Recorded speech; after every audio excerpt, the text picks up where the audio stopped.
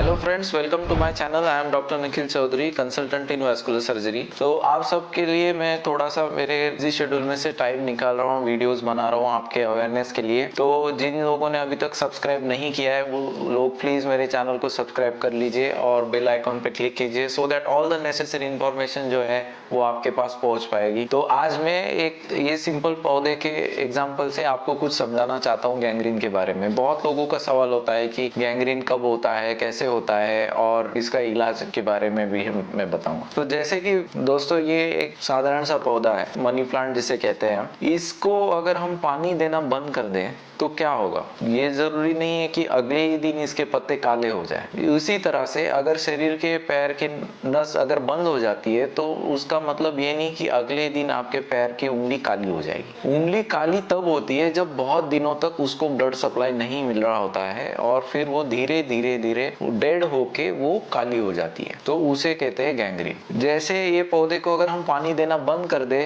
तो ये धीरे धीरे पहले मुरझाएगा और फिर उसके पत्ते जो है काले होने शुरू होंगे। उसी तरह अगर हमें सही टाइम पे अगर हम डायग्नोस कर लेते हैं कंडीशन को, अगर ब्लॉकेज डायग्नोस कर लेते हैं, तो अगर हम नस को खोल देते हैं तो हम उंगली को या पैर को बचा सकते हैं। वैसे ही जैसे सही टाइम पे अगर हमें पता चल जाए कि पौधा अगर सूख रहा है तो उसको अगर हम पानी दे देते हैं तो उसमें वापस जान आ जाती है। इसी तरह से गैंग्रीन का भी होता है। अब ये हो गया जो इसमें बहुत टाइम लगता है, उसे कहते हैं क्रॉनिक लिमिशियमिया, मतलब जो लंबे समय वाली बीमारी है। अब एक दूसरी बीमारी होती है जिसे कहते हैं एक्यूट लिमिशियमिया।